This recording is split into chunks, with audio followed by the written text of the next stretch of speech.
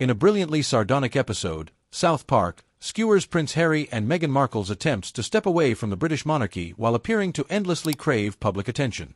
This fictional episode, titled The Drama Tour, takes us on a comedic roller coaster, where the former royals attempt to reinvent themselves, only to fall right back into the very spotlight they claim to shun.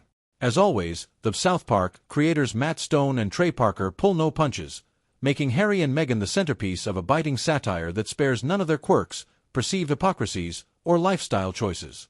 The episode opens with the couple announcing a break from royal obligations, not in a quiet, private setting, but in front of a crowd of journalists and cameras. The drama tour kicks off with Harry and Meghan jet-setting from one luxurious locale to another, buying beach mansions and producing reality TV-esque scenes that quickly lose any semblance of authenticity. Their newest acquisition, a lavish beach mansion in Portugal, becomes the perfect backdrop for their ongoing escape from the media, a paradox that doesn't go unnoticed by the South Park kids, who are quick to point out the irony.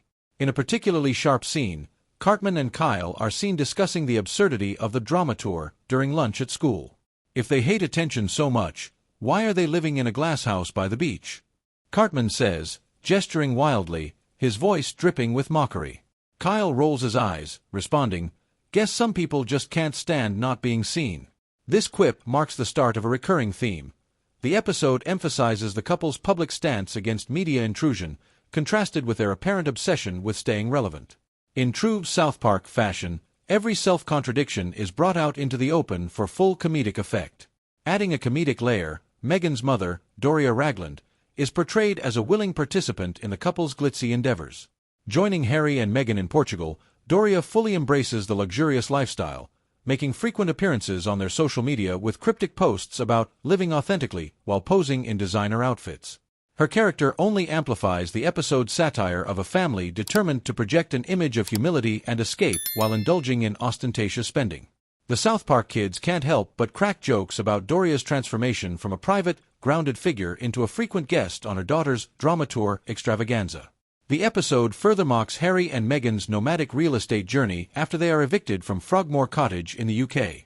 Since then, the couple is portrayed as restless nomads, hopping from one luxurious property to the next, from Montecito to Malibu to the Algarve coast. Each new location is hyped up as their forever home, but in typical South Park humor, they never last more than a scene or two in each setting before complaints about privacy, taxes, or noise from the commoners send them packing. The absurdity of these complaints, as the characters live in opulence and splendor, perfectly parodies the criticism often levied at the real-life couple's actions since leaving the UK. Of course, South Park wouldn't let Meghan's wardrobe choices escape unscathed. During a fictional charity gala, Meghan is seen flaunting a bright red, form-fitting gown that quickly becomes the subject of merciless ridicule. The exaggeratedly lavish gown is intended as a bold statement, but instead, it spawns waves of laughter from the audience and is later referred to as the dress of doom on social media. In a side-splitting moment, Meghan overhears two fashion critics discussing her look, one of them saying, "Is she trying to scare away the paparazzi with that thing?" The fictional event captures her apparent desire to make a statement, though it results in the opposite, becoming another target for mockery. Meanwhile, Harry's role is diminished as the episode progresses, portraying him as increasingly irrelevant in Meghan's fame-driven pursuits. At one point, he tries to offer input on their next destination or purchase, only to be ignored or dismissed by Meghan, who is always busy curating her latest social media posts. Reduced to a supporting character, Harry's struggles to influence his own life decisions are symbolized in a scene where he helplessly flips through a catalog of mansions that Meghan has pre-selected.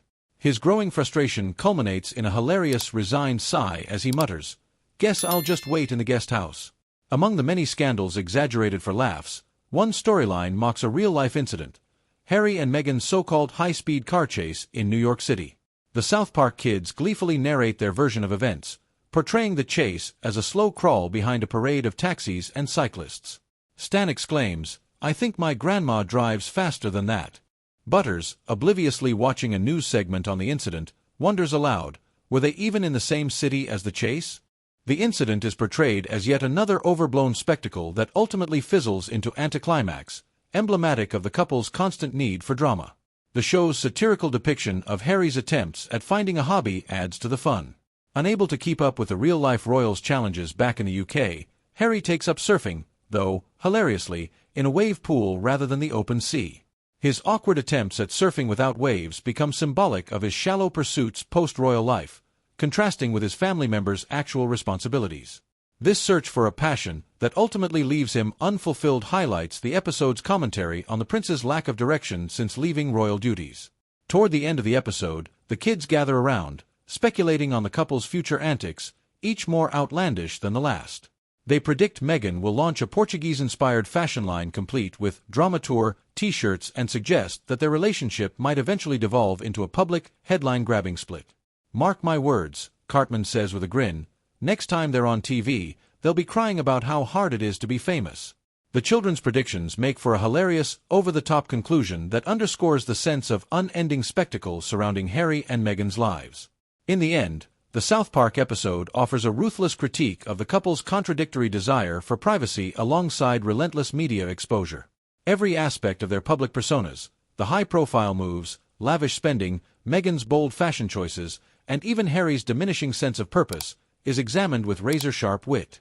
The episode's blend of absurdity and satire makes it impossible for viewers to miss the implicit commentary on the couple's trajectory since they left royal life, painting their post-royal existence as an endless performance.